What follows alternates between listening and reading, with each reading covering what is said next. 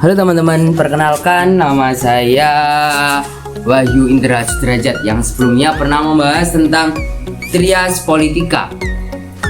Apakah teman-teman tahu bahwa perpolitikan di Indonesia diwarnai dengan berbagai macam peristiwa, seperti adanya peristiwa pemberontakan PKI pada tahun 1965 di era pemerintahan Presiden Soekarno, yang dimana dengan adanya pemberontakan ini menjadi awal kemunduran pengaruh Soekarno sebagai presiden saat itu melalui Super Semar atau Surat Perintah 11 Maret yang dikeluarkan oleh Soekarno yang ditujukan kepada Jenderal Soeharto. Yang tujuan dikeluarkannya Super Semar ini adalah sebagai bentuk upaya untuk mengatasi konflik yang terjadi di dalam negeri saat itu. Salah satunya adalah peristiwa G30 SPKI, di mana isi dari Super Semar ini berisi tentang perintah yang memberikan instruksi kepada Letnan Jenderal Soeharto yang saat itu menduduki sebagai Panglima Komando Keamanan dan Ketertiban atau Pangkop Kamtib untuk mengambil semua tindakan yang dianggap perlu. Tujuan dari pengambilan tindakan tersebut adalah untuk mengantisipasi terjadinya situasi keamanan yang ada pada saat itu.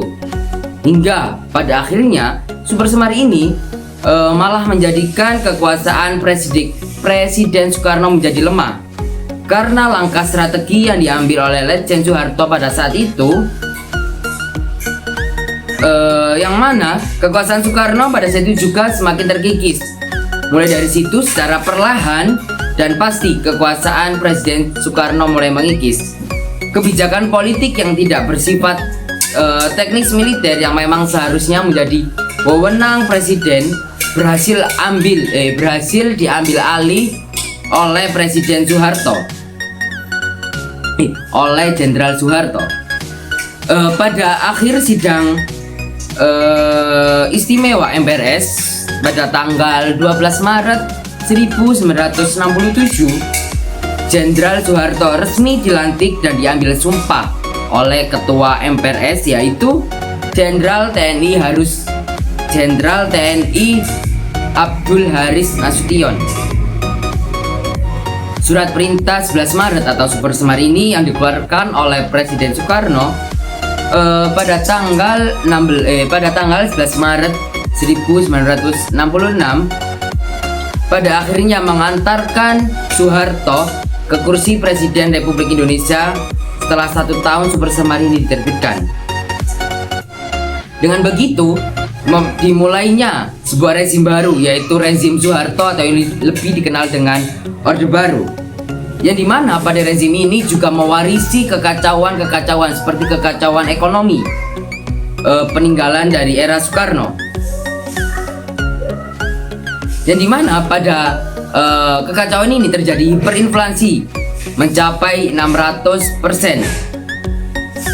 Terus ada penumpukan utang luar negeri yang berujung pada kegagalan pembayaran yang dilakukan oleh pihak Indonesia, dan adanya defisit anggaran yang membuat berhentinya kegiatan ekspor impor di Indonesia.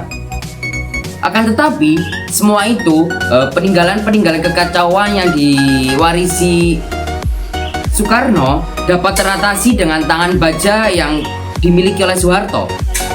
Seluruh pembangunan ekonomi di era Soeharto mencapai puncaknya tepat pada tahun 1996.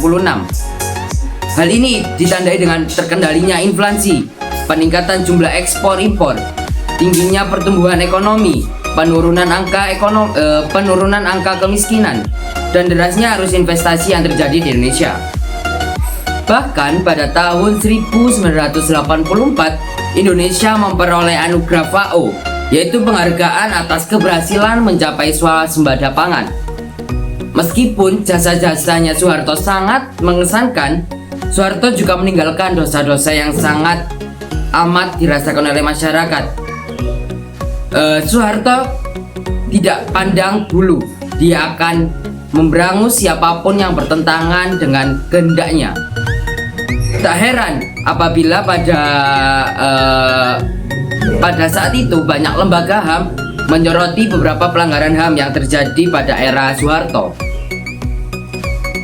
Mulai dengan adanya penembakan misterius, peristiwa Tanjung Priuk, peristiwa Timor Timur, hingga penculikan para aktivis seperti aktivis Marsina, aktivis Wijtukul, yang berakibat rakyat tidak bebas mengkritik pemerintahan era Soeharto, termasuk juga pers yang terpaksa berhenti karena ketika mereka memberontak mereka akan dibredel atau diberhentikan.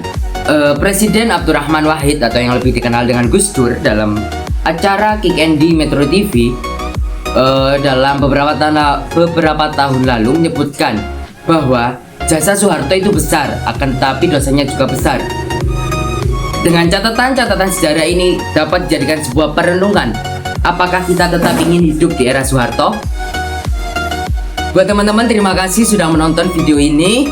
Semoga penjelasan yang aku jelaskan bisa diterima. Apabila ada salah kata, aku pribadi memohon maaf sebesar-besarnya.